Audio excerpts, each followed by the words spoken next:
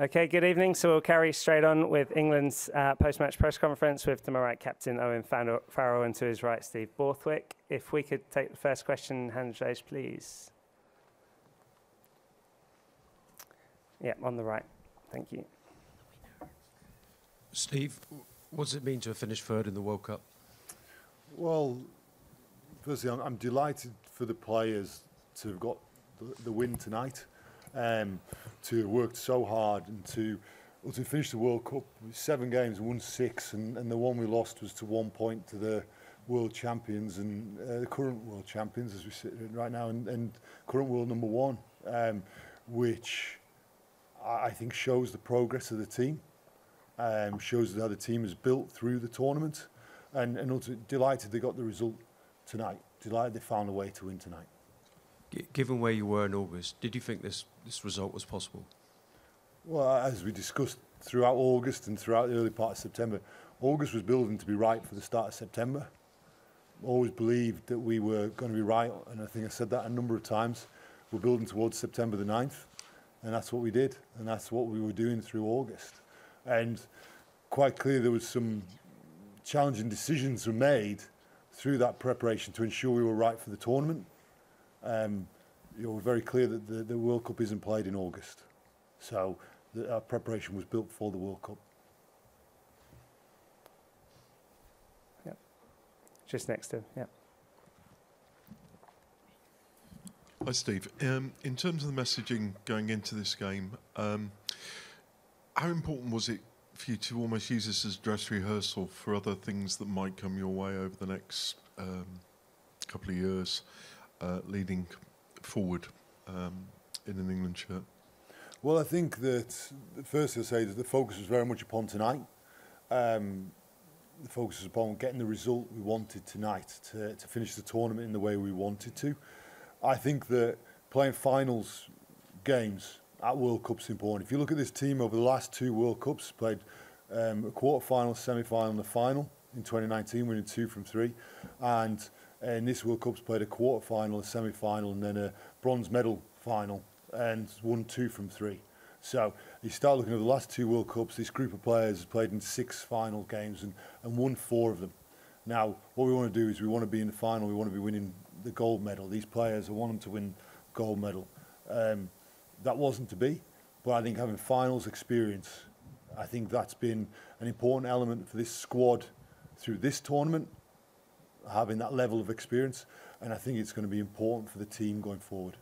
When you review the tournament, will your overriding emotion be one of satisfaction, frustration, or a mixture of both? Firstly, I'll review the tournament in a very objective manner rather than an emotional manner, because that's important that we understand what we need to do to address to be a better team going forward. I think that I'll say is that I think that the players should be very proud of their efforts and very proud of everything they've done and the challenges they have overcome.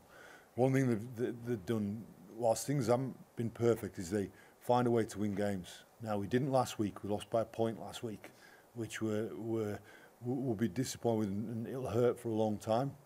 But the players have found themselves in tough circumstances, find a way to win. Thanks, Steve. We'll go 1 Tom, 2 Nick on the right, and 3 here on the left. Thank you. Owen, I was just wondering if you could sum up sort of Ben Youngs's England career, his last game today. You played a lot, obviously, alongside him. What sort of impact has he made on you, and what sort of legacy does he leave behind?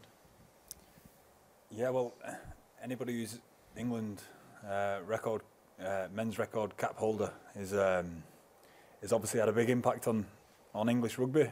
To be around for as long as he have, and to stay at the top playing international rugby for as long as Ben has, from being a young player when he first broke onto the scene to finishing now, is there's a lot of work goes into that, and a lot of people that you get to know, a lot of relationships that you have, and you only do that when you only get to do that if you work hard and you get along with people and you have a good impact, and to do that for as long as Ben has is a testament to him. And Steve as well. I think you were captain when he made his Test debut back in 2010. For you, what sort of experiences have you had with Ben, and also obviously with Leicester as well? What sort of legacy does he leave? Yeah.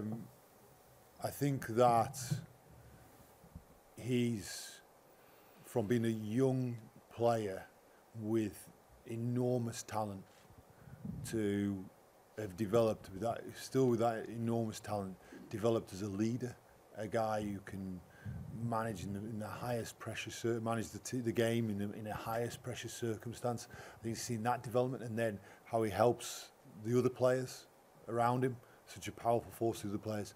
I think that's enormous credit to him. Steve, Theo Dan obviously had sort of 2 or 3 minutes where one thing went wrong and one thing went very right. Did the recovery, the charge down for his try, just kind of show his tenacity and grit, and just a word on his performance overall? Yeah, well, I thought there was a lot of really impressive aspects of his performance tonight, and he's an impressive young man. If you look at that first throw that he hit, I haven't put him on the pitch the last couple of weeks, and he's on his first throw. Maro's asked him to do is hit the back double tops, and he nails it. And that shows, just because he was asked that in the Fiji game in Twickenham, and didn't quite execute as perfectly as he wanted to. So it tells you what this guy is growing and developing. You see a man who, something happened that wasn't quite the way we wanted to, and what does he do? But he gets straight back into the next battle, which is exactly what I asked the players to do. So I think you see a young man who's resilient, incredibly talented, incredibly athletic and powerful, and I think he's going to be in this England squad for a very long time. Thanks. Next one on the left-hand side. Hi, good evening. I was surprised by the hostility shown by the French crowd toward the English team. There were continuous jeering and whistling during the match, and especially toward you. Every time you kicked a ball, they were whistling. Even when you prepared for a penalty or a conversion, were you surprised you? And do you understand why you didn't even play the French at this tournament? No, not surprised. It's usually like that here. When you play against France in the Six Nations here, they don't normally cheer you when you're having a shot at goal. So it's a bit different here in France than it is over in England in terms of when a kicker's taking a shot. But that's all it is. It's just different. That's no problem.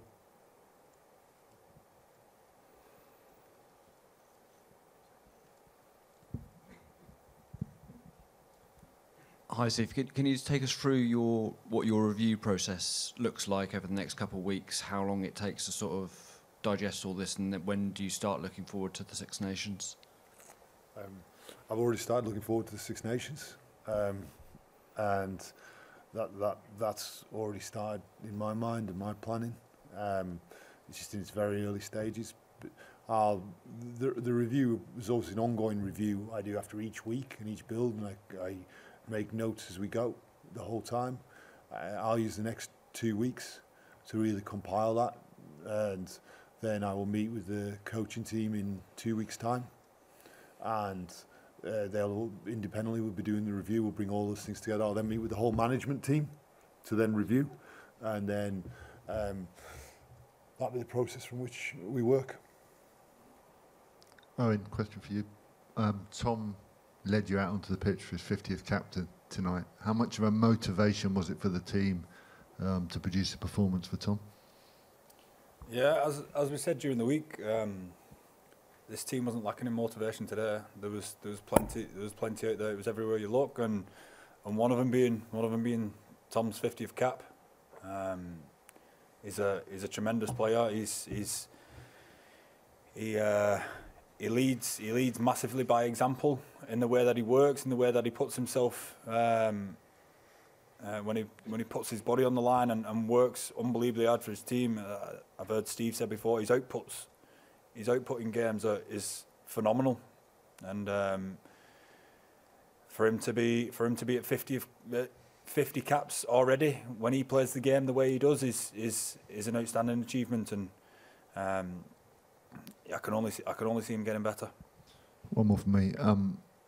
What do you think you have to do as a squad in the next World Cup cycle moving forward now to make more progress than you did in the last one? I mean, COVID messed things up last time. I know it did a little bit, but have you got a sense of what you need to do in the next cycle, maybe lessons learned from the previous one? From the previous cycle? Yeah, the one that's just finished. It's a tough question to answer right now. This team's going to be constantly evolving. This team's going to be constantly trying to get better at everything it does. And obviously Steve's going to, as he said, do a thorough review of what we need to do. And that's going to be ongoing. It's not going to be all planned out. No, I'm sure there'll be a plan, especially from the staff. But the players deal with what's in front of them. And right now, the players are going to enjoy tonight and go back to the clubs next week. And the best thing that we can do for that next World Cup cycle is go and play well for our clubs at the minute. So I'm sure the boys will do that. Okay, we only have time for two quick last questions. One at the front on the right, and the other one in the middle. Thanks for your patience. Hi, Steve. Down here. You're obviously a relatively inexperienced coach, and certainly inexperienced in the England role. What have you learned about your own coaching during this tournament, and what do you see from the squad that particularly encourages you? I think you had 7 guys starting today who was 25 or under. Does that give you real optimism for the journey ahead? I think that the age profile of the squad, and naturally at the end of World Cups there is always some players that decide that then their time as a current England player in the shirt now will come to an end. But I think the age profile of the squad is strong. So when you look at the semi-finals last week, 7 more than any other, 7 players, 25 or under, more than any other team in the semi-finals. And there's a number of exciting young players that didn't make the 33-man squad, but were part of the preparations over the summer. So as I look forward, I think there's excitement about those players. We know that the distribution positionally of those players isn't necessarily even. I think we all know that there are some areas where they're a bit thinner than others, and I need to make sure we're doing some work and to find that depth in those key positions. That's going to be part of my project over this next period of time, along with the coaches. I think in terms of the development of the coaching team and management team, this team only came together in June this year, the middle of June, and the coaching team just came together then, management team came together then, and we had to knit together a program super fast. And I couldn't be more proud of what they have done to help support these players, to allow these players to develop, and I'll say again, to enjoy, and I really hope that the players have enjoyed this World Cup camp. I know that we've the disappointment of last weekend, but I really hope that the players have enjoyed it, because playing the England shirt should be the time of your life. Okay, to Owen, here. Right. For both teams, the tournament start and finish with the same match. Which difference did you see to that night and the match today?